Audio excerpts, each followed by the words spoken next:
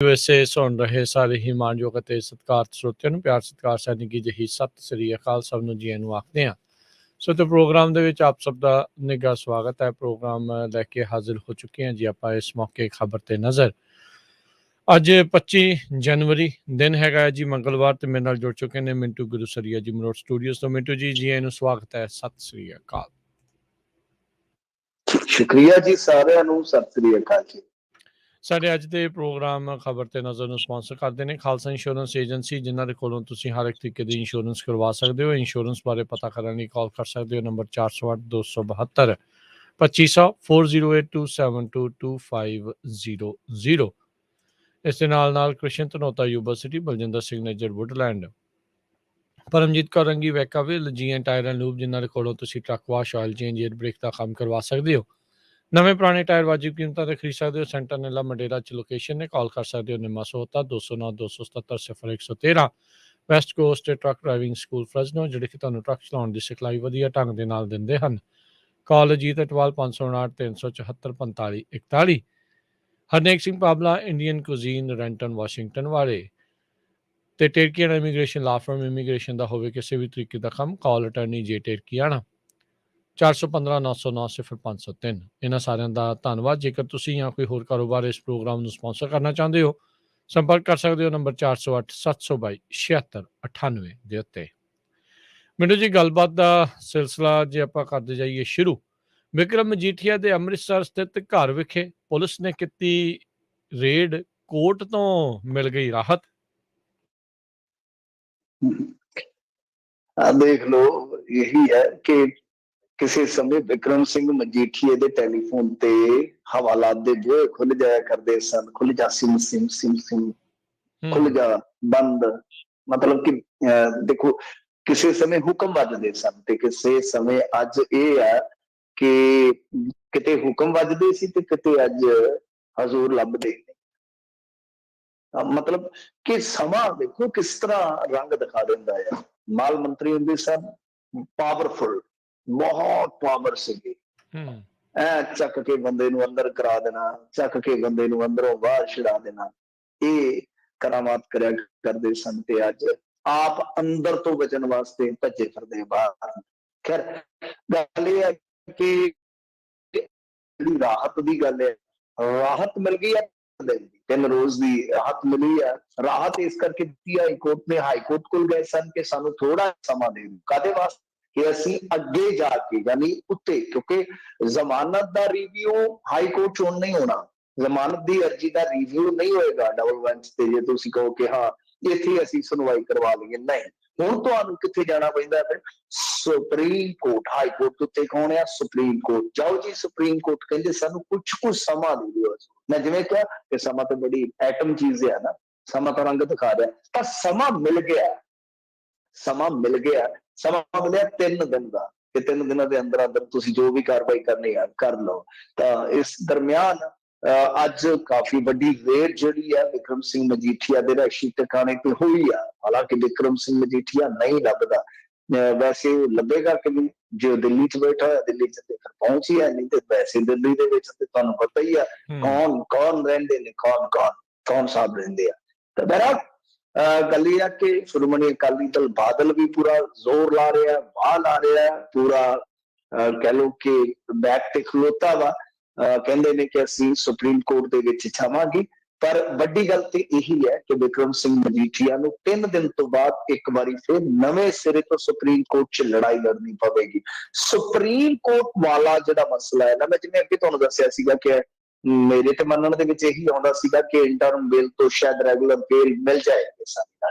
ਅੱਜ ਇਹਨਾਂ ਦੇ ਹੀ ਇੱਕ ਤਰਜ਼ਮਾਨ ਨੂੰ ਮੈਂ ਸੁਣਿਆ ਜਿਹੜੇ ਕਿ ਪੇਸ਼ੇ ਤੋਂ ਵਕਾਲਤ ਦੇ ਨਾਲ ਜੁੜੇ ਹੋਏ ਨੇ। ਤਾਂ ਉਹ ਹਜ਼ੂਰ ਕਹਿ ਰਹੇ ਸਨ ਕਿ ਦੇਖੋ ਗੱਲ ਇਹ ਹੈ ਕਿ ਸੁਪਰੀਮ ਕੋਰਟ ਨੇ ਕਿਹਾ ਹੋਇਆ ਕਿ NDPS ਦੇ ਵਿੱਚ ਐਂਟੀਸਿਪੇਟਰੀ ਬਿੱਲ ਨਹੀਂ ਮਿਲੇਗੀ। ਤਦੇ ਤਾਂ ਕਰਕੇ ਯਾਨੀ ਹਾਈ ਕੋਰਟ ਨੇ ਇਸ ਜ਼ਮਾਨਤ ਨੂੰ ਰੈਗੂਲਰ ਨਹੀਂ ਕੀਤਾ। ਤਾਂ ਤੁਸੀਂ ਆਪ ਹੀ ਮੰਨ ਸਕਦੇ ਹੋ, ਆਪ ਹੀ ਸਮਝ ਸਕਦੇ ਹੋ ਕਿ ਸੁਪਰੀਮ ਕੋਰਟ ਨੇ ਜੇ ਅਜਿਹਾ ਕਿਹਾ ਹੈ ਕਿ NDPS ਦੇ ਵਿੱਚ, ਮਤਲਬ ਨਸ਼ਾ ਵਿਰੋਧੀ ਕਾਨੂੰਨ ਤਹਿਤ ਜੇ ਕੋਈ FIR ਰਜਿਸਟਰਡ ਹੁੰਦੀ ਹੈ ਤਾਂ ਉਹਦੀ ਬਾਰੇ-ਬਾਰ ਜ਼ਮਾਨਤ ਨਹੀਂ ਮਿਲੇਗੀ, ਤਾਂ ਫਿਰ ਮਾਮਲਾ ਬਹੁਤ ਗੰਭੀਰ ਤੇ ਗੁੰਝਲਦਾਰ ਆ। देखो की बनता की नहीं बनता, पर हाल की घड़ी इो बनता है कि भाई 3 दिन की राहत, उस तो बाद फिर आफत।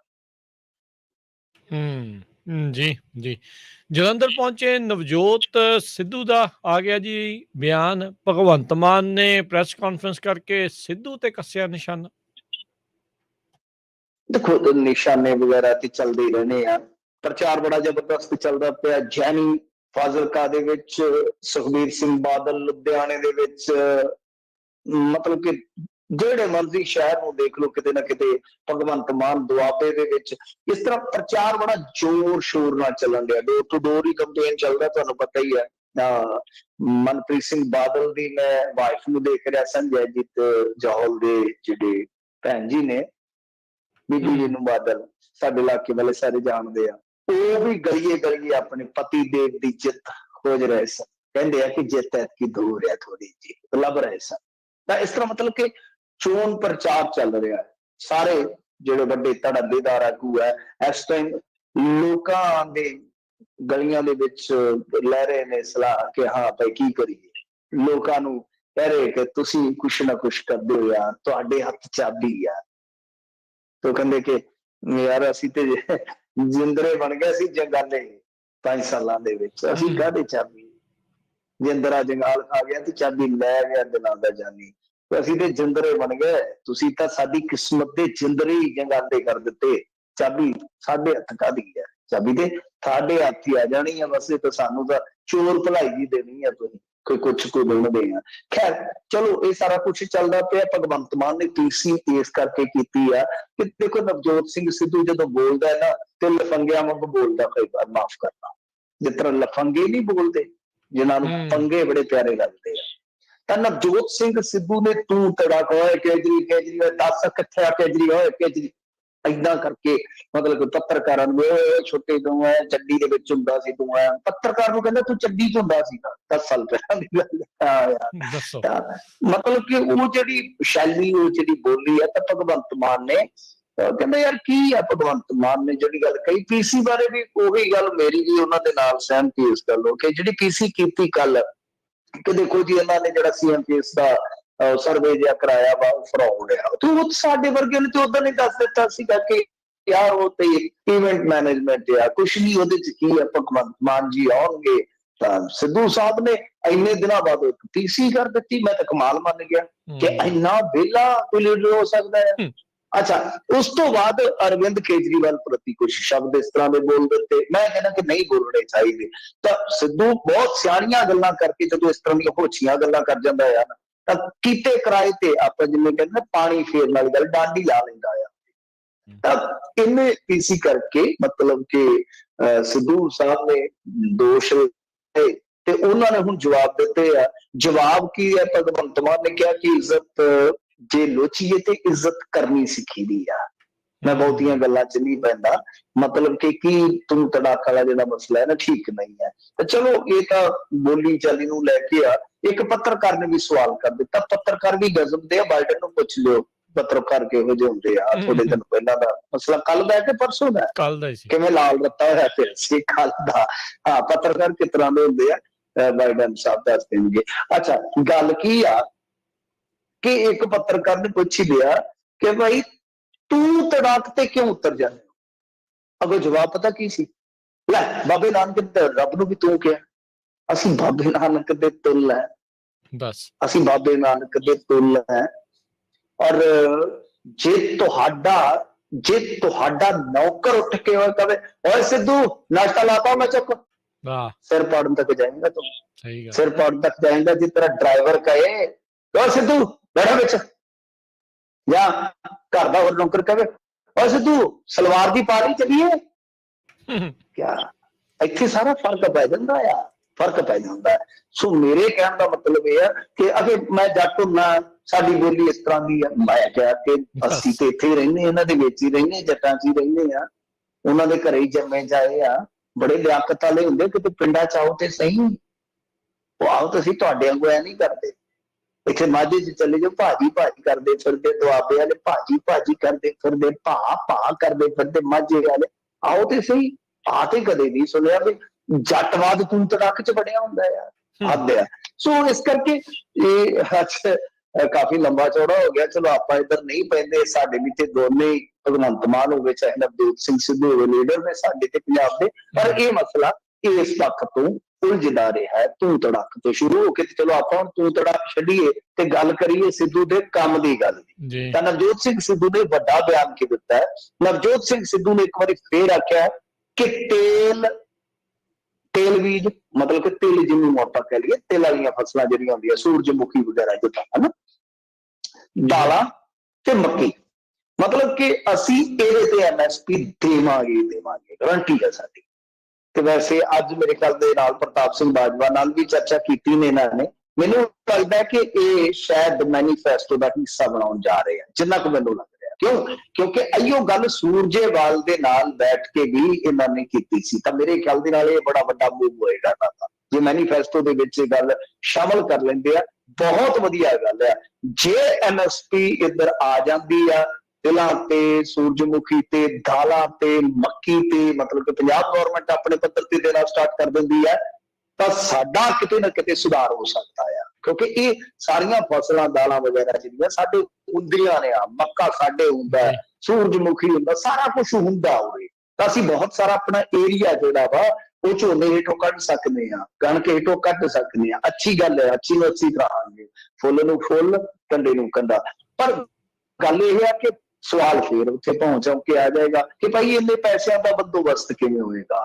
ਜਿਵੇਂ ਤੁਸੀਂ ਅਰਵਿੰਦ ਕੇਜਰੀਵਾਲ ਨੂੰ ਘੇਰਦੇ ਹੋ, ਉਹ ਤਾਂ ਕਹਿੰਦੇ ਅਰੇ ਤੇਰੇ ਪਾਸ ਕਿਆ ਬਰਗਦ ਕਾ ਵ੍ਰਕਸ਼ ਹੈ ਕਿਆ, ਮਤਲਬ ਕਿ ਪਿੱਪਲ ਦਾ ਦਰਖਤ ਲੱਗਾ ਜਿਹਦੇ ਤੋਂ ਤੋੜੇਗਾ।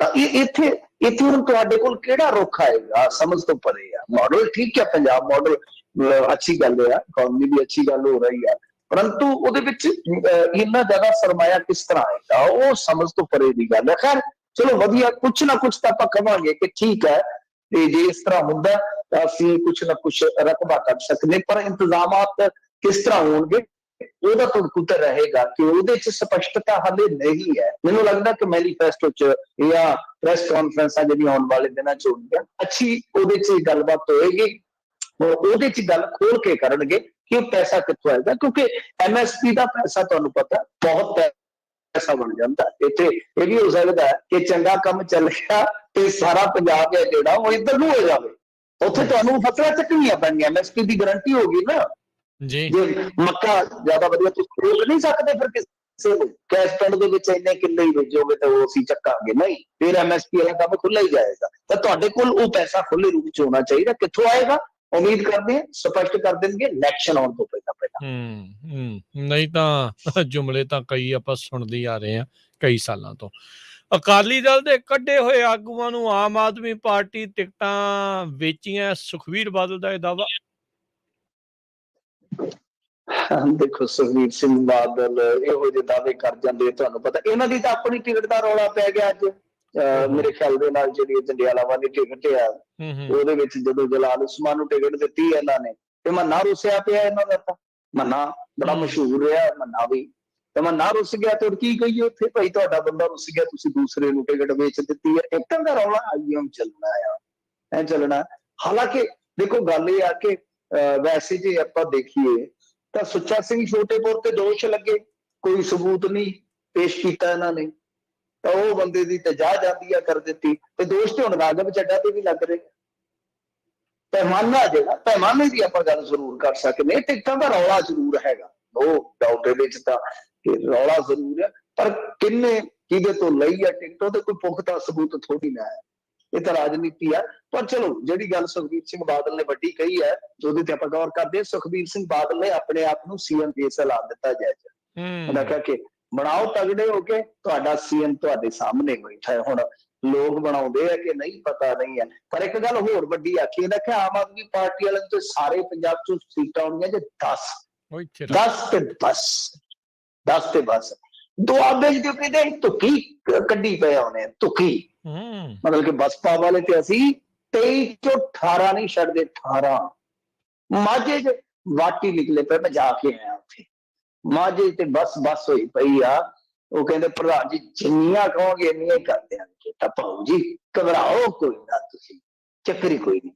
ਤਾਂ ਕੁੱਲ ਮਿਲਾ ਕੇ ਕਹਿੰਦੇ ਕਿੰਨੀਆਂ ਆ ਰਹੀਆਂ ਹੈ ਉਹ ਕਹਿੰਦੇ 80+ ਆ ਰਹੀਆਂ, 80+। ਬੋਲੇ 100 ਨੇ ਹਮ ਸਤਿ ਸ੍ਰੀ ਅਕਾਲ ਦਾ ਜਕਾਰਾ ਛੱਡਿਆ ਜਾਂਦਾ ਤੇ ਉਸ ਤੋਂ ਬਾਅਦ ਸਰਕਾਰ ਬਣਾ ਕੇ ਤੇ ਰਵਾਨਾ ਹੋ ਜਾਂਦੇ ਨੇ। ਤੋ ਇੱਕ ਤਰ੍ਹਾਂ ਨਾਲ ਕਹਿ ਲਓ ਕਿ ਸਰਕਾਰਾਂ ਬਣ ਰਹੀਆਂ ਨੇ ਆਪਣੇ ਪੱਧਰ ਤੇ, ਪਰ ਆਮ ਆਦਮੀ ਪਾਰਟੀ ਦਾ ਤਾਂ ਦਿਲ ਉਹਨਾਂ ਨੇ ਦਿਲ ਟੁੱਟਿਆ ਤੜਕ ਕਰਕੇ, ਜੀ ਦਿਲ ਟੁੱਟਿਆ ਤੜਕ ਕਰਕੇ। ਜਿਹੜਾ ਆਪਣਾ ਨਵਾਂ ਸਰਵੇ ਦੱਸਿਆ ਉਹਦੇ ਚ ਆਮ ਆਦਮੀ ਪਾਰਟੀ ਨੂੰ ਤਾਂ ਵਾਕਿਆ ਝਟਕਾ ਦੇ ਦਿੱਤਾ ਸੁਖਬੀਰ ਸਿੰਘ ਬਾਦਲ। ਜੀ ਜੀ, ਹੁਣ ਦੇਖੋ ਹੁੰਦਾ ਕੀ ਆ। ਉਧਰ ਰਾਜੇਵਾਲ ਆਮ ਆਦਮੀ ਪਾਰਟੀ ਅਤੇ ਕਾਂਗਰਸ ਪਾਰਟੀ ਦੇ ਸਮਰਥਕਾਂ ਨੂੰ ਬਣਾ ਰਿਹਾ ਉਮੀਦਵਾਰ। ਉਹ ਅੱਛਾ ਉਹ ਇਹਨਾਂ ਨੂੰ ਦੇਈ ਜਾ ਰਹੇ ਤੇ ਉਹਨਾਂ ਦੇ ਨਿਕਲੇ ਇੱਧਰ ਜਾਈ ਜਾ ਰਹੇ। ਹੋ ਕੀ ਰਿਹਾ ਜੀ? ਇਹ ਸਾਂਝਾ ਪੰਜਾਬ ਮੋਰਚੇ ਵਾਲੇ ਇਹ ਆਖੀ ਜਾਂਦੇ। ਇਹ ਸਾਂਝਾ ਮੋਰਚਾ ਹੀ ਬਣ ਗਿਆ ਜੀ ਸਾਰਾ ਕੁਝ, ਪੋਲੀਟੀਕਲ ਸਿਸਟਮ। ਅੱਜ ਕੋਈ ਹੋਰ ਮੈਂ ਵੀਡੀਓ ਵੇਖੀ ਜੇ, ਉਹਦੇ ਵਿੱਚ ਉੱਥੇ ਕੋਈ ਬੰਦਾ ਗੱਡੀ ਬੈਠਾ ਫੱਟਾ, ਤੇ ਉਹਨੇ ਵੀ ਉਹਨੇ ਪਤਾ ਨਹੀਂ ਕੀ ਪਾਰਟੀ ਦਾ ਨਾਂ ਰੱਖਿਆ, ਤੇ ਕਹਿੰਦਾ ਬਰਬਾਦ ਕਰਨ ਦੀ ਗਾਰੰਟੀ ਹੈ ਸਾਡੀ, ਤੁਹਾਨੂੰ ਭਿਖਾਰੀ ਬਣਾਉਣ ਦੀ ਗਾਰੰਟੀ ਹੈ, 3 ਟਾਈਮ ਤੁਹਾਡੇ ਘਰੇ ਟਿਫਨ ਆ ਜਾਇਆ ਕਰੇਗਾ, ਤੇ ਆ ਮੀਟਰ ਤੁਹਾਡੇ ਪੱਟ ਕੇ ਕਹਿੰਦੇ ਮੈਂ ਟੋਏ ਦੇ ਵਿੱਚ ਕੱਢ ਦੇ ਕੇ ਬਿੱਲ ਬੁੱਲ ਭੋਲ ਹੀ ਜਾਓਗੇ ਤੁਸੀਂ, ਤੁਹਾਡੀ ਅਣਖ ਮਾਰਨੀ ਅਸੀਂ ਤਗੜੇ ਹੋ ਕੇ। ਬਸ ਉਹਨੇ ਬੜਾ ਮਤਲਬ ਕਿ ਵਿਅੰਗਮਈ ਰਾਜਨੀਤਿਕ ਸਟੰਟ ਕੀਤਾ ਆ, ਵਾਕਿਆ ਇਸ ਤਰ੍ਹਾਂ ਲੱਗਦਾ। ਤੇ ਉਹ ਕਹਿੰਦੇ ਕਿ ਜੇ ਤੁਹਾਡਾ ਕੋਈ MLA ਜਿੱਤ ਵੀ ਗਿਆ ਗਲਤੀ ਦੇ ਨਾਲ, ਜੇ ਤੁਹਾਨੂੰ ਕਿਸੇ ਨੇ ਵੋਟ ਹੀ ਪਾ ਕੇ ਜਿਤਾ ਦਿੱਤਾ ਤੇ ਉਹ ਕਿਸੇ ਹੋਰ ਪਾਰਟੀ 'ਚ ਚਲ ਗਿਆ, ਉਹ ਕਹਿੰਦੇ ਕੋਈ ਗੱਲ ਨਹੀਂ, ਅਸੀਂ ਸਮਾਗਮ ਕਰਾਂਗੇ, ਖੁਸ਼ੀਆਂ ਮਨਾਵਾਂਗੇ, ਢੋਲ ਤੇ ਡੱਗਾ ਲਾਵਾਂਗੇ, ਵੱਡਾ ਪ੍ਰੋਗਰਾਮ ਕਰਾਂਗੇ ਤੇ ਉਹਦਾ ਨਾਂ ਰੱਖਾਂਗੇ ਘਰ ਵਾਪਸੀ ਥੁੱਕ ਚੱਟ ਸਮਾਗਮ। ਉਹ ਵੀ ਕਮਾਲ ਕਰੀ ਜਾਂਦਾ। ਸੋ ਇਸ ਤਰ੍ਹਾਂ ਸਾਰਾ ਕੁਝ ਚੱਲੀ ਜਾਂਦਾ ਜੀ, ਇਹ ਰਾਜਨੀਤਿਕ ਰੰਗ ਨੇ। ਖੈਰ ਬਹਿਰਹਾਲ ਜੇ ਆਪਾਂ ਦੇਖੀਏ ਉਮੀਦਾਂ ਬੜੀਆਂ ਸਨ, ਪਰ ਮੁਸ਼ਕਲ ਹੋ ਗਿਆ ਜੀ, ਹੁਣ ਤੇ ਮੁਸ਼ਕਲ ਹੋ ਗਿਆ ਵਾ। ਤੇ ਇਹਦੇ ਚ ਕੀ ਹੈ ਕਿ ਸਾਂਝਾ ਪੰਜਾਬ ਮੋਰਚਾ, ਹੁਣ ਮਤਲਬ ਕਿ ਸਾਂਝਾ ਸਮਾਜ ਮੋਰਚਾ ਤੇ ਸੀਗਾ ਨਾ, ਹੁਣ ਇਹਦੇ ਚੋਂ ਨਿਕਲਿਆ ਇੱਕ ਸਾਂਝਾ ਪੰਜਾਬ ਮੋਰਚਾ। ਇਹਨਾਂ ਦੇ ਵਿੱਚੋਂ ਟੁੱਟ ਗਏ ਜਿਹੜੇ ਕੁਲਦੀਪ ਸਿੰਘ ਈਸਾਪੁਰੀ ਹੋਰੀ ਸੀਗੇ, ਤੇ ਉਹ ਆਪਣਾ ਅੱਡ ਹੋ ਗਏ ਨੇ।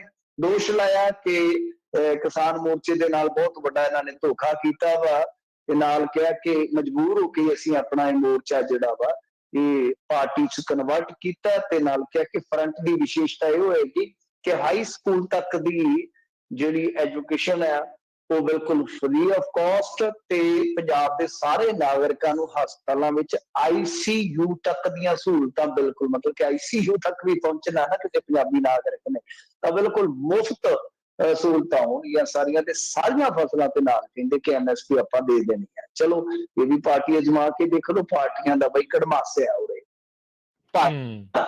ਦੇਖੋ ਇਹ ਕੱਲਾ ਇਹਨਾਂ ਦੇ ਵਿੱਚੋਂ ਇਹ ਮੋਰਚਾ ਟੁੱਟਿਆ ਹੀ ਨਹੀਂ। ਅੱਜ ਲੋਕ ਅਧਿਕਾਰ ਲਹਿਰ ਵਾਲੇ, ਸ਼ਾਇਦ ਤੁਸੀਂ ਘੱਟ ਸੁਣੇ ਹੋਣਗੇ, ਮਾਲਵੇ ਦੇ ਵਿੱਚ ਉਹ ਪਿੰਡ ਜਾਂਦੇ ਨੇ, ਪਿਛਲੇ 3-4 ਸਾਲ ਤੋਂ ਲੱਗੇ ਹੋਏ ਆ, ਉਹਨਾਂ ਦੇ ਬੁਲਾਰੇ ਅੱਛੇ ਨੇ, ਉਹ ਵੀ ਇਹਨਾਂ ਦੇ ਨਾਲ ਰਲ ਗਏ ਸਨ, ਤੇ ਉਹ ਵੀ ਹੁਣ ਰੌਲਾ ਪਾ ਰਹੇ। ਉਹਨਾਂ ਨੇ ਤੇ ਸੀਟਾਂ ਕੱਲੀਆਂ ਗਿਣ ਕੇ ਦੱਸੀਆਂ ਕਿ ਕਪੂਰਥਲਾ ਸੁਲਤਾਨਪੁਰ ਕਾਲੀਆਂ ਕੋਲ ਚਲੇ ਗਏ, ਮਤਲਬ ਕਿ ਜਿਹੜੀ ਤੁਸੀਂ ਟਿਕਟ ਦਿੱਤੀ ਆ।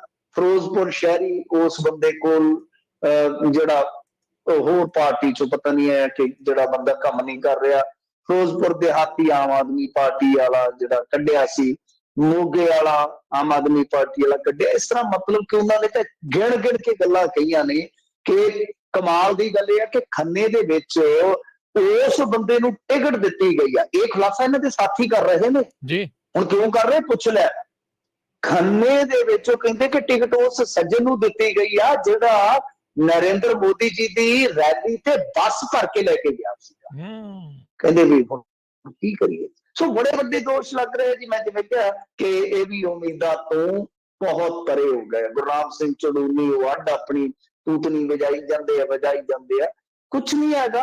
ਜਿਹੜੇ ਲੋਕ ਇਹਨਾਂ ਦੇ ਨਾਲ ਤੁਰ ਰਹੇ ਆ ਪਤਾ ਨਹੀਂ ਵਿਚਾਰੇ ਕਿਸ ਗਫਲਤ ਦਾ ਸ਼ਿਕਾਰ ਹੋ ਗਏ, ਭੋਲੇ ਭਾਲੇ ਲੋਕ। ਪਰ ਰਾਜੇਵਾਲ ਨੇ ਮੈਂ ਕਹੂੰਗਾ ਕਿ ਤਿਆਰੀ ਕਰ ਲਈ ਹੈ ਪੂਰੀ ਕਿ ਬੁਢਾਪੇ ਦੇ ਵਿੱਚ ਪੁੱਜ ਕੇ ਸਾਰਾ ਕੁਛ ਦਾ ਤੇ ਲਾ ਲਿਆ। ਅੱਜ ਤੁਸੀਂ ਇਹਨਾਂ ਦੇ ਸਾਥੀ ਦੇਖੋ, ਮੈਂ ਆਪਣੇ ਕੋਲੋਂ ਕੁਛ ਨਹੀਂ ਕਹਿ ਰਿਹਾ, ਔਨ ਦਾ ਰਿਕਾਰਡ ਹੈ ਸਾਰਾ, ਔਨ ਦਾ ਰਿਕਾਰਡ ਹੈ ਕਿ ਸਾਰੇ ਪਿੱਟ ਰਹੇ ਆ ਕਿ ਇਹਨਾਂ ਨੇ ਤਾਂ ਭਾਈ ਬੇੜਾ ਗਰਕ ਕਰ ਦਿੱਤਾ। ਔਰ ਮੋਹਾਲੀ ਵਾਲੀ ਟਿਕਟ ਦਾ ਵੀ ਲੋਕ ਅਧਿਕਾਰ ਲਹਿਰ ਵਾਲਿਆਂ ਨੇ ਕਿਹਾ ਕਿ ਭਾਈ ਉਹ ਟਿਕਟ ਵੀ ਜਿਹੜੀ ਹੈ ਇਹਨਾਂ ਦਾ ਬੰਦਾ ਜਿਹੜਾ ਇਹਨਾਂ ਦੇ ਨਾਲੋਂ ਭੱਜਿਆ ਉਹੀ ਆਪਣੇ ਰਿਸ਼ਤੇਦਾਰ ਨੂੰ ਟਿਕਟ ਦਵਾ ਗਿਆ। ਹੁਣ ਅੱਛਾ ਹੋਰ ਸੁਣੋ ਇੱਕ ਵੱਡੀ ਗੱਲ, ਲੋਕ ਅਧਿਕਾਰ ਲਹਿਰ ਵਾਲੇ ਕਹਿੰਦੇ ਕਿ ਅਸੀਂ ਨਾਲ ਆਪਣੇ ਜਿਹੜੇ ਸੰਗਠਨ ਸੀ ਕੁਝ ਜਥੇਬੰਦੀਆਂ ਉਹ ਵੀ ਲੈ ਕੇ ਆਏ, ਸਾਰਾ ਕੁਛ ਕੀਤਾ ਤੇ ਕਰ ਕਰਾ ਕੇ ਅਸੀਂ 10 ਮੰਗੀਆਂ।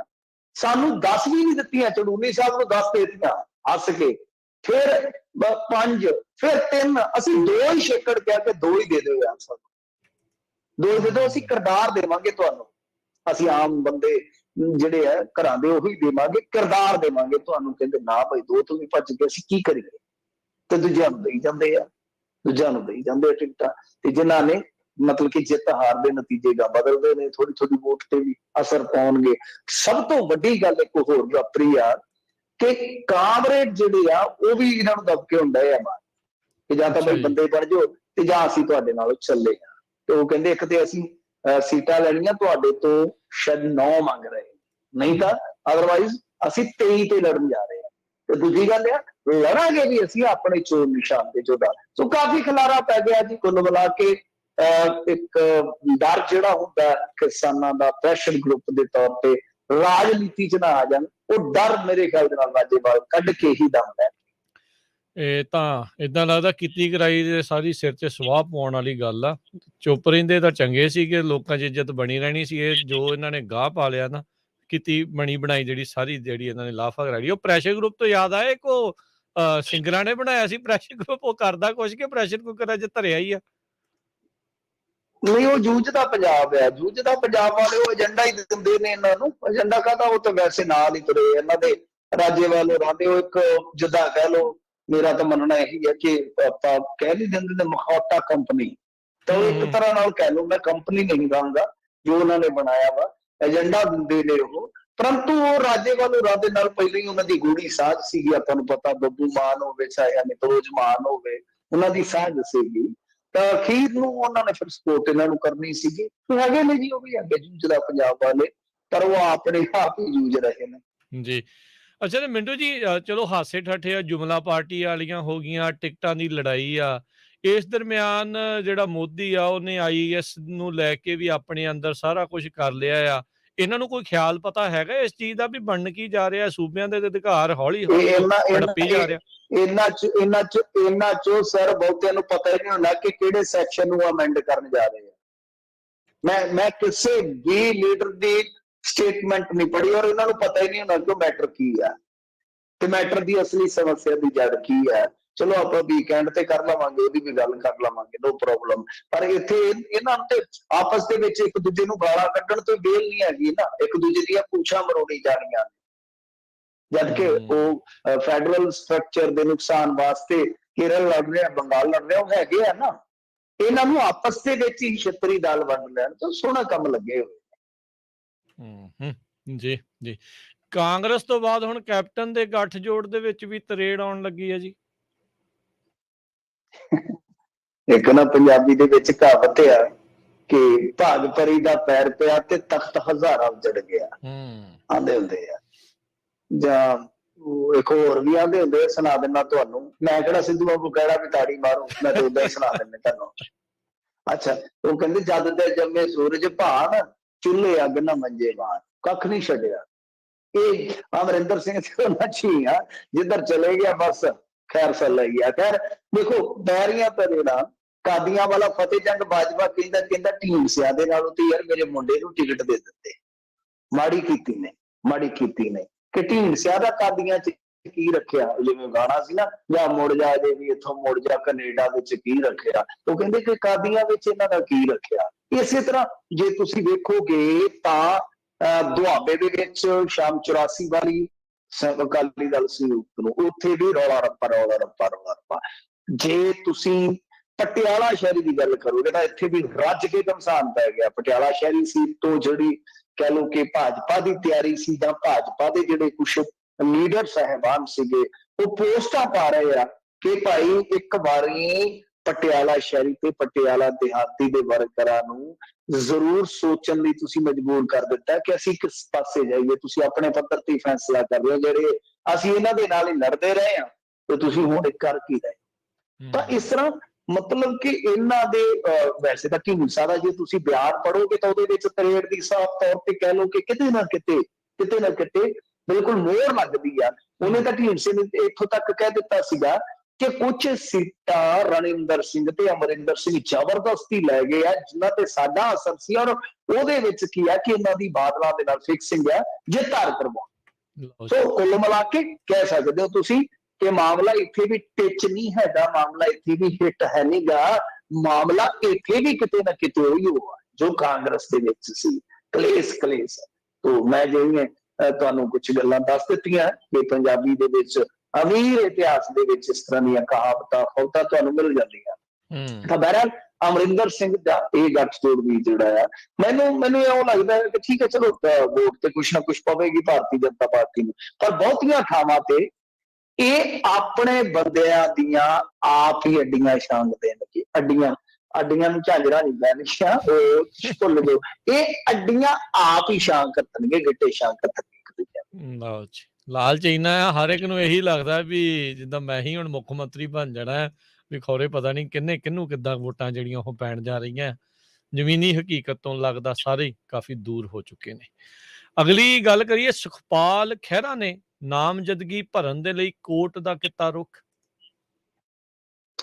ਹਾਂਜੀ ਦੇਖੋ, ਕਿਉਂਕਿ ਸੁਖਪਾਲ ਖਹਿਰਾ ਅੰਦਰ ਨੇ, ਜੇਲ੍ਹ ਦੇ ਵਿੱਚ ਨੇ, ਤਾਂ ਮੇਰੇ ਖਿਆਲ ਦੇ ਨਾਲ ਉਹਨਾਂ ਨੇ ਚਾਰਾਜੋਈ ਕੀਤੀ ਹੋਣੀ ਹੈ ਕਿ ਸ਼ਾਇਦ ਕੋਈ ਬੇਲ ਮਿਲ ਜਾਵੇ ਜਾਂ ਪੈਰੋਲ ਮਿਲ ਜਾਵੇ, ਤਾਂ ਉਹਦੇ ਨਾਲ ਕੀ ਹੋਏਗਾ ਕਿ ਆਉਣ ਵਾਲੇ ਸਮੇਂ ਦੇ ਵਿੱਚ ਵੀ ਉਹਨਾਂ ਨੂੰ ਸ਼ਾਇਦ ਪ੍ਰਚਾਰ ਵਾਸਤੇ ਜਾਂ ਕੁਝ ਸੋਚਦੀ ਉਹਨਾਂ ਦੀ ਲੀਗਲ ਟੀਮ ਜਿਹੜੀ ਹੋਏਗੀ ਸੋਚਦੀ ਹੁੰਦੀ ਹੈ, ਔਰ ਇਹ ਸੋਚਣ ਦਾ ਅਧਿਕਾਰ ਹਰੇਕ ਨੂੰ ਪਾਸ ਹੁੰਦਾ। ਕਿਉਂਕਿ ਉਹਨਾਂ ਨੇ ਪਰਚਾ ਦਾਖਲ ਕਰਨਾ, ਵੈਸੇ ਮਜੀਠੀਆ ਕਿਸ ਤਰ੍ਹਾਂ ਕਰੂਗੀ ਤੇ ਬੜਾ ਵੱਡਾ ਸਵਾਲ ਰਹੇਗਾ ਨਾ, ਜੇ ਰਾਹਤ ਨਾ ਮਿਲੀ ਤਾਂ ਮਜੀਠੀਆ ਪਰਚਾ ਕਿੱਦਾਂ ਭਰੂਗਾ। ਤਾਂ ਸੁਖਪਾਲ ਸਿੰਘ ਖਹਿਰਾ, ਚਲੋ ਆਪਾਂ ਕਾਹਤੋਂ ਟੈਨਸ਼ਨ ਲਈ, ਜਿੰਨਾ ਖਾਧੀਆਂ ਗਾਜਰਾਂ ਢਿੱਡ ਉਹਨਾਂ ਦੇ ਪੀੜ, ਉਹਨਾਂ ਦੀ ਟੈਨਸ਼ਨ ਆ। ਸੋ ਸੁਖਪਾਲ ਖਹਿਰਾ ਵੱਲੋਂ ਮੋਹਾਲੀ ਕੋਰਟ ਦਾ ਰੁਖ ਕੀਤਾ ਗਿਆ ਹੈ, ਤੇ ਜਿਸ ਤੇ ਕੋਰਟ ਨੇ 27 ਜਨਵਰੀ ਤੱਕ ਪੰਜਾਬ ਸਰਕਾਰ ਤੇ ਈਡੀ ਨੂੰ ਜਵਾਬ ਦਾਖਲ ਕਰਨ ਲਈ ਕਿਹਾ। ਅੱਜ 25 ਹੋ ਗਈ ਜਨਾਬ, ਤਾਂ 25 ਕੱਲ ਨੂੰ 26 ਜਨਵਰੀ ਹੈ, ਗਣਤੰਤਰ ਦਿਹਾੜਾ, ਛੁੱਟੀ ਹੈ, ਤੇ ਪਰਸੋਂ ਜਦ ਕੋਰਟ ਖੁੱਲੇਗੀ, ਵਰਕਿੰਗ ਡੇ ਚ ਜਾਣਗੇ ਤਾਂ ਇਹ ਸੁਣਵਾਈ ਦੁਬਾਰਾ ਹੋਏਗੀ। ਕਿਉਂਕਿ ਫਿਰ ਇੱਕ ਮਿਆਦ ਹੁੰਦੀ, ਤੁਹਾਨੂੰ ਪਤਾ ਕਾਗਜ਼ ਭਰਨ ਦੀ, ਉਸ ਤੋਂ ਬਾਅਦ ਕੰਮ ਗਿਆ, ਉਸ ਤੋਂ ਬਾਅਦ ਇੱਕ ਮਿਆਦ ਹੁੰਦੀ ਹੈ ਕਿ ਤੁਸੀਂ ਉਸ ਵਕਫੇ ਦੇ ਦੌਰਾਨ ਕਾਗਜ਼ ਚੁੱਕਣਾ ਆ। ਤਾਂ ਇਹ ਸਾਰੀਆਂ ਚੀਜ਼ਾਂ ਜਿਹੜੀਆਂ ਨੇ ਉਹ ਤੈਅ ਸਮੇਂ ਦੇ ਵਿੱਚ, ਮੁਕਰਰ ਸਮੇਂ ਦੇ ਵਿੱਚ ਪੂਰੀਆਂ ਕੀਤੀਆਂ ਜਾਂਦੀਆਂ। ਸੋ ਲੈਟਸ ਸੀ ਕੀ ਹੁੰਦਾ, ਪਰ ਇੰਟਰਸਟਿੰਗ ਚੀਜ਼ਾਂ ਨੇ। ਵੈਸੇ ਜੇਲ੍ਹਾਂ ਚ ਇਲੈਕਸ਼ਨ ਲੜਨ ਦਾ ਇੰਡੀਆ ਚ ਇਤਿਹਾਸ ਹੈ, ਯੂਪੀ ਦੇ ਵਿੱਚ ਤੇ ਐਤਕੀ ਵੀ ਮੇਰੇ ਖਿਆਲ ਦੇ ਨਾਲ 5-7 ਜਣੇ ਜਿਹੜੇ ਆ ਲੜ ਰਹੇ ਹੋਣਗੇ ਘੱਟੋ ਘੱਟ, ਮੇਰਾ ਮੰਨਣਾ ਹੈ, ਹੋ ਸਕਦਾ ਮੈਂ ਗਲਤ ਹੋਵਾਂ ਤੇ ਗਲਤੀ ਹੋਊਗਾ ਇਸ ਮਾਮਲੇ ਚ, 15-20 ਹੋਣੇ ਆ ਘੱਟੋ ਘੱਟ। ਤਾਂ ਇੱਧਰ ਪੰਜਾਬ ਦੇ ਵਿੱਚ ਵੀ ਸਿਮਰਨਜੀਤ ਸਿੰਘ ਮਾਨ, ਅਮਰਿੰਦਰਪਾਲ ਸਿੰਘ, ਅਸੀਂ ਨਿੱਕੇ ਹੁੰਦੇ ਸੀ ਜਦੋਂ ਇਹਨਾਂ ਨੇ, ਮੈਨੂੰ ਅੱਜ ਵੀ ਯਾਦ ਆ ਕਿ ਬੜੀ ਸਾਨੂੰ ਬੱਚਿਆਂ ਨੂੰ ਵੀ ਬੜੀ ਕਿਉਰਿਓਸਿਟੀ ਹੁੰਦੀ ਸੀ ਤੇ ਅਸੀਂ ਦੁਆਵਾਂ ਕਰਿਆ ਕਰਦੇ ਸਾਂ ਤੇ ਉਹ ਜਿੱਤ ਜਾਣ ਵਾਲੇ ਬੰਦੇ ਸਾਡੇ ਬਾਹਰ ਨਿਕਲ ਆਉਣ। ਚਲੋ ਉਹ ਇੱਕ ਪੰਥਕ ਸਿਆਸੀ ਮੂਵਮੈਂਟ ਸੀ ਜਿਹੜੀ ਗਾਂਹ ਜਾ ਕੇ ਖਿਲਰ ਗਈ, ਤੁਹਾਨੂੰ ਪਤਾ ਹੀ ਹੈ। ਪਰ ਉਹ ਜੇਲ੍ਹਾਂ ਚ ਬੰਦਿਆਂ ਦੇ ਇਲੈਕਸ਼ਨ ਲੜਨ ਦਾ ਇਤਿਹਾਸ ਹੈ, ਪੰਜਾਬ ਚ ਵੀ ਹੈ। ਸੋ ਸੁਖਪਾਲ ਸਿੰਘ ਖਹਿਰਾ ਉਸ ਇਤਿਹਾਸ ਦੇ ਵਿੱਚ ਇੱਕ ਨਵਾਂ ਨਾਮ ਦਰਜ ਹੋਇਆ। ਜੀ 27 ਜਨਵਰੀ ਨੂੰ ਜਲੰਧਰ ਆਉਣਗੇ ਰਾਹੁਲ ਗਾਂਧੀ, ਇਸ ਤੋਂ ਪਹਿਲਾਂ ਕਿਤੇ ਹੋਰ ਨਾ ਪਿੰਨੀਆਂ ਬਣ ਜਾਣ ਇਟਲੀਆਂ, ਉੱਥੇ ਖਾਣ ਚੱਲ ਜਾਣ। ਨਹੀਂ ਪਿੰਨੀਆਂ, ਉਹ ਤੇ ਪਿੰਨੀਆਂ ਬਣਦੀਆਂ ਨੇ ਇਟਲੀ, ਮੈਨੂੰ ਦੱਸੋ, ਮੈਂ ਤੇ ਕਦੇ ਗਿਆ ਨਹੀਂ ਹੈ। ਇੱਥੇ ਤਾਂ ਡੋਸੇ ਡਾਸੇ ਜ਼ਿਆਦਾ ਚੱਲਦੇ ਹੋਣੇ, ਡੋਸੇ ਡਾਸੇ ਜਿਹੜਾ ਇਟਲੀ ਫੂਡ ਜ਼ਿਆਦਾ ਹੀ ਚੱਲਦਾ ਹੋਣਾ, ਪਰ ਇਹ ਪਤਾ ਨਹੀਂ ਕੀ ਕੁਝ ਖਾਂਦਾ, ਸਮਝ ਨਹੀਂ ਆਉਂਦੀ। ਵੈਸੇ ਇੱਕ ਗੱਲ ਹੈ, ਚਲੋ ਬੰਦਾ ਇਸ ਗੱਲੋਂ ਤੱਕ ਸਿਆਣਾ ਹੈ ਕਿ ਬੜੇ ਹੁਣ ਕਈ ਇਕੋਨਮੀ ਦੇ ਮਾਮਲੇ ਚ ਵਧੀਆ ਆਰਟੀਕਲ ਵੀ ਲਿਖੇ ਆ ਨੇ, ਅੱਛੀਆਂ ਗੱਲਾਂ ਕੀਤੀਆਂ ਨੇ, ਪਰ ਹਾਂ ਤੁਸੀਂ ਜਿਹੜੀ ਗੱਲ ਕਹਿੰਦੇ ਨੇ, ਕਦੇ ਉੱਧਰ ਭੱਜ ਗਿਆ, ਇਟਲੀ ਨੂੰ ਚਲੇ ਗਿਆ, ਕਦੇ ਕਿੱਧਰ ਨੂੰ ਚਲੇ ਗਿਆ, ਕਦੇ ਕਿੱਧਰ ਨੂੰ ਚਲੇ ਗਿਆ, ਹੁਣ ਪੰਜਾਬ ਨੂੰ ਆਇਆ ਵਾ ਚੇਤਾ ਆ ਗਿਆ ਹੋਣਾ ਕਿ ਇਲੈਕਸ਼ਨ ਆ ਗਿਆ, ਮੈਂ ਕਿਤੇ 30ਵਾਂ-35ਵਾਂ ਇਲੈਕਸ਼ਨ ਫੇਰ ਨਾ ਹਾਰ ਜਾਵਾਂ ਮਾੜਾ ਜਿਹਾ ਪੰਜਾਬ ਗੇੜਾ ਕੱਢਾਂ, ਕੀ ਹਾਲ ਚਾਲ ਆ, ਅਮਰਿੰਦਰ ਕੀ ਕਰਦਾ, ਉਹਦੇ ਕੀ ਲੱਛਣ ਆ, ਲਾਲ ਸਿੰਘ ਕੀ ਕਰਦਾ, ਉਹ ਸਾਰਾ ਕੁਝ ਵੇਖ ਕੇ ਆਵਾਂ, ਚੈੱਕ ਕਰਕੇ ਆਵਾਂ। 27 ਨੂੰ ਆ ਰਿਹਾ ਜੀ, ਜੇ ਆਪਾਂ ਗੱਲ ਕਰੀਏ ਤਾਂ ਸਿੱਧੂ ਹੋਰੀ ਵੀ ਐਕਟਿਵ ਨੇ, ਪਰ ਇੱਕ ਵੱਡੀ ਖਬਰ ਜਿਹੜੀ ਹੈ, ਚਲੋ ਇਹਨਾਂ ਨੇ ਤਾਂ ਆਉਣਾ ਹੀ ਆਉਣਾ, ਹੁਣ ਇਹ ਦੇਖਾਂਗੇ ਨਾ ਕਿ ਕੀ ਰਾਹੁਲ ਗਾਂਧੀ ਤੋਂ ਬਾਅਦ ਨਰਿੰਦਰ ਮੋਦੀ ਜੀ ਵੀ ਇਸ ਤਰ੍ਹਾਂ ਕੋਈ ਵਰਚੁਅਲ ਆਪਣਾ ਕੋਈ ਪ੍ਰੋਗਰਾਮ ਦਿੰਦੇ ਨੇ ਵੱਡੇ ਪੱਧਰ ਤੇ, ਕਿਉਂਕਿ ਅੱਗੇ ਨਰਿੰਦਰ ਮੋਦੀ ਜੀ ਦਾ ਪ੍ਰੋਗਰਾਮ ਕੈਂਸਲ ਹੋ ਗਿਆ ਸੀਗਾ। ਰਾਹੁਲ ਜੀ ਤੋਂ ਬਾਅਦ ਕੀ ਹੁਣ ਦੂਸਰੇ ਹੋਣਗੇ, ਵੇਖਣ ਵਾਲੀ ਗੱਲ ਹੈ। ਸਿੱਧੂ ਸਾਹਿਬ ਐਕਟਿਵ ਨਜ਼ਰ ਆ ਰਹੇ ਨੇ, ਮੈਨੀਫੈਸਟੋ ਵਗੈਰਾ ਦੀਆਂ ਗੱਲਾਂ ਬਾਤਾਂ ਹੋਣ ਡਈਆਂ, ਚਲੋ ਸਾਰੇ ਲੱਗੇ ਸਾਹਿਬ ਜਿੰਨੇ ਵੀ ਹੈਗੇ ਨੇ ਲੱਗੇ ਹੋਏ ਨੇ, ਪਰ ਜਿਹੜੀ ਵੱਡੀ ਗੱਲ ਹੈ ਕਿ ਸੂਚੀ ਕਦ ਆਏਗੀ, ਕਿਉਂਕਿ ਇਹਨਾਂ ਦੀ ਸੂਚੀ ਜਿਹੜੀ ਹੈ ਕਾਂਗਰਸ ਦੀ ਉਹ ਰੁਕੀ ਪਈ ਆ। ਹੁਣ ਇੱਕ ਪੱਤਰਕਾਰ ਦੇ ਹਵਾਲੇ ਨਾਲ ਖਬਰ ਆ ਰਹੀ ਹੈ, ਪੰਜਾਬ ਦੇ ਸਿਰਮੌਰ ਪੱਤਰਕਾਰਾਂ ਚੋਂ ਇੱਕ ਨੇ, ਕਹਿੰਦੇ ਆ ਕਿ ਕੱਲ ਨੂੰ ਸੂਚੀ ਆਏਗੀ ਤੇ ਨਾਲ ਸੈਕੰਡ ਚੀਜ਼ ਇਹ ਵੀ ਤੈਅ ਆ ਕਿ ਬਹੁਤ ਹੱਦ ਤੱਕ ਉਮੀਦ ਆ ਕਿ ਸਿਟਿੰਗ ਐਮਐਲਏ ਕੁਛ ਜਿਹੜੇ ਆ ਉਹ ਕੱਲ ਨੂੰ ਮਾਯੂਸ ਹੋ ਜਾਣਗੇ। ਹੋ ਸਕਦਾ ਹੈ ਕਿ ਉਹ ਟਿਕਾਣਾ ਵੀ ਕੋਈ ਹੋਰ ਲੱਭ ਲੈਣ, ਕਿਉਂਕਿ ਟਿਕਟਾਂ ਕੱਟਣ ਦੀ ਕਵਾਇਦ ਜਿਹੜੀ ਆ ਉਹ ਲਗਭਗ ਨੇਪਰੇ ਚੜ ਚੁੱਕੀ ਹੈ ਦੂਸਰੀ ਸੂਚੀ ਦੇ ਵਿੱਚ। ਜੀ ਜੀ ਜੀ। ਤੇ ਜਾਂਦੇ ਜਾਂਦੇ ਮਿੰਟੂ ਜੀ ਇੱਕ ਗੱਲ ਕਰ ਲਈਏ, ਪੰਜਾਬੀ ਜਿਹੜੀ ਆ ਮਨੋਰੰਜਨ ਦੀ ਜਗਤ ਦੇ ਵਿੱਚ ਮਸ਼ਹੂਰ ਗੀਤਕਾਰ ਦੇਵ ਤਰੀਕੇ ਵਾਲੇ ਚੜ੍ਹਾਈ ਕਰਕੇ। ਹਾਂਜੀ, ਅਫਸੋਸ ਹੀ ਕਰ ਸਕਦੇ ਜੀ, ਇਹੋ ਜਿਹੇ ਸ਼ਖਸ ਹੁੰਦੇ ਨੇ, ਇਹੋ ਜਿਹੇ ਫਨਕਾਰ ਹੁੰਦੇ ਨੇ ਜਿਨ੍ਹਾਂ ਦੀ ਸਲਾਹਤ ਦੇ ਵਿੱਚ, ਜਿਨ੍ਹਾਂ ਦੀ ਜ਼ਿੰਦਗੀ ਨੂੰ ਤੁਸੀਂ ਸ਼ਬਦਾਂ 'ਚ ਨਹੀਂ, ਮੇਰੇ ਵਰਗਾ ਤਾਂ ਘੱਟੋ ਘੱਟ ਜਿਹੜਾ ਘੱਟ ਤੌਫੀਕ ਰੱਖਣ ਵਾਲਾ ਹੈ ਕਿ ਇਹ ਲੋਕ ਯੁੱਗ ਪੁਰਸ਼ ਹੁੰਦੇ ਨੇ, ਯੁੱਗ ਪੁਰਸ਼। ਕਲੀਆਂ ਤਾਂ ਅਸੀਂ ਤਾਂ ਬਚਪਨ ਦੇ ਵਿੱਚ ਰਹੀ ਜਿਹਦੇ ਨਾਲ ਲੜਦੇ ਹਵੇਸ਼ ਨੀ, ਤੇਰਾ ਚੱਲਿਆ ਹਦੇਵ ਪਰਦੇਸ। ਜਦੋਂ ਕੋਈ ਨਾ ਲੜਨ ਨੂੰ ਉੱਥੇ ਆਊ ਤੇ ਉਦੋਂ ਮੈਨੂੰ ਖਤ ਲਿਖਦੀ, ਜਦੋਂ ਰਾਤ ਨੂੰ ਨੀਂਦ ਨਾ ਆਊ ਉਦੋਂ ਮੈਨੂੰ ਖਤ ਲਿਖਦੀ। ਇਹੋ ਜਿਹਾ ਸੈਡ ਸੌਂਗ ਵੀ ਇਹੋ ਜਿਹੇ ਗਾ ਸਕਦਾ, ਇਹੋ ਜਿਹਾ ਹੀ ਬੰਦਾ ਲਿਖ ਸਕਦਾ ਸੀ, ਰਣਜੀਤ ਮਣੀ ਗਾ ਸਕਦਾ ਸੀਗਾ। ਸੋ ਅਸੀਂ ਤੇ ਸਕੂਲੀ ਟਾਈਮ 'ਚ ਇਹਨਾਂ ਦੇ ਗੀਤ ਸੁਣੇ ਆ, ਗੀਤ ਸੁਣੇ ਨਹੀਂ, ਮਾਣੇ ਨੇ ਅਸੀਂ ਜ਼ਿੰਦਗੀ 'ਚ। ਮੈਂ ਤੇ ਸਪੀਕਰ ਵੀ ਸੁਣੇ ਆ, ਮੰਜਿਆਂ ਤੇ ਲੱਗਦੇ ਹੁੰਦੇ ਸੀ ਜੀ। ਇਹਨਾਂ ਦੀਆਂ ਕਲੀਆਂ, ਮਾਂ ਹੁੰਦੀ ਹੈ ਮਾਂ ਉਹ ਦੁਨੀਆ ਵਾਲੇ, ਕਿਆ ਉਹ ਜਦੋਂ ਜਿਵੇਂ ਕੋਈ ਧਾਰਮਿਕ ਭਜਨ ਚੱਲਦਾ ਹੋਵੇ, ਕੀਰਤਨ ਚੱਲਦਾ ਹੋਵੇ ਤਾਂ ਜਿਸ ਤਰ੍ਹਾਂ ਲੋਕ ਇਕਾਗਰ ਚਿੱਤ ਹੋ ਜਾਂਦੇ ਸੀਗੇ, ਉਹ ਇਹੋ ਜਿਹੇ ਗਾਣੇ ਜਦੋਂ ਚੱਲਦੇ ਸੀ। ਹਾਂ ਠੀਕ ਹੈ, ਉਹਨਾਂ ਨੇ ਦੂਸਰੇ ਗਾਣੇ ਵੀ ਲਿਖੇ ਨੇ, ਕਲੀਆਂ ਲਿਖੀਆਂ ਨੇ, ਇਤਿਹਾਸ ਨਿਕਲੇ, ਉਹ ਯੁੱਗ ਪੁਰਸ਼ ਨੇ। ਮੇਰਾ ਮੰਨਣਾ ਇਹ ਆ ਕਿ ਸਾਡੀ ਸ਼ਾਬਦਿਕ ਤੌਫੀਕ ਉਹਨਾਂ ਦੇ ਹਾਰ ਦੀ ਨਹੀਂ, ਜਿੰਨੀ ਵੱਡੀ ਉਹਨਾਂ ਦੀ ਇਹ ਹਸਤੀ ਸੀਗੀ। ਸੋ ਦੁਆ ਹੀ ਕਰਦੇ ਆ ਕਿ ਉਹ ਜਦੋਂ ਹੁਣ ਸਾਰੀ ਜ਼ਿੰਦਗੀ ਮਾਨ ਕੇ ਇੱਥੋਂ ਚਲੇ ਗਏ ਆ, ਉਹਨਾਂ ਦੇ ਗੀਤ ਜਿਹੜੇ ਆ ਉਹ ਗੀਤ ਅਗਲੀ ਪੀੜ੍ਹੀ ਤੱਕ ਚਲੇ ਜਾਣ। ਮੇਰੀ ਤਾਂ ਦੁਆ ਹੁੰਦੀ ਆ, ਕਿਉਂਕਿ ਅਸਲੀ ਮੌਤ ਇਹਨਾਂ ਲੋਕਾਂ ਦੀ ਉਦੋਂ ਹੋਏਗੀ ਜਦੋਂ ਇਹਨਾਂ ਨੂੰ ਇਹਨਾਂ ਦੇ ਧੀਆਂ ਪੁੱਤ ਵਿਸਰ ਜਾਣਗੇ। ਜੀ ਜੀ, ਮਸ਼ਹੂਰ ਕਹਿ ਸਕਦੇ ਹਾਂ, ਤੇ ਜਿੱਦਾਂ ਤੁਸੀਂ ਕਿਹਾ ਯੁੱਗ ਪੁਰਸ਼, ਉਹਨਾਂ ਦਾ ਨਾਮ ਚਲੋ ਸਰੀਰ ਚਲਾ ਗਿਆ, ਪਰ ਉਹਨਾਂ ਦੀ ਆਵਾਜ਼, ਉਹਨਾਂ ਦੀ ਜਿਹੜੀਆਂ ਗੱਲਾਂ, ਉਹਨਾਂ ਦੀਆਂ ਕਲੀਆਂ, ਉਹਨਾਂ ਦੀਆਂ ਲਿਖੀਆਂ ਹੋਈਆਂ ਚੀਜ਼ਾਂ ਹਮੇਸ਼ਾ ਨਾਲ ਰਹਿਣਗੀਆਂ। ਬਹੁਤ ਸ਼ੁਕਰੀਆ ਮਿੰਟੂ ਜੀ, ਮਿਲਦੇ ਹਾਂ ਜੀ ਆਪਾਂ ਕੱਲ ਨੂੰ ਫਿਰ ਅਗਲੀ ਵਾਰ। ਧੰਨਵਾਦ, ਸਤਿ ਸ਼੍ਰੀ ਅਕਾਲ ਜੀ। ਸਤਿ ਸ੍ਰੀ ਅਕਾਲ। ਸੋ ਤੇ ਇੱਥੇ ਹੀ ਪ੍ਰੋਗਰਾਮ ਦੀ ਸਮਾਪਤੀ ਆ। ਮੇਰੇ ਵੱਲੋਂ ਤੁਹਾਨੂੰ ਸਭ ਨੂੰ ਪਿਆਰ ਭਰੀ ਨਿੱਘੀ ਸਤਿ ਸ਼੍ਰੀ ਅਕਾਲ। ਸੁਣਦੇ ਰਹੋ ਜੀ ਪੰਜਾਬੀ ਰੇਡੀਓ USA।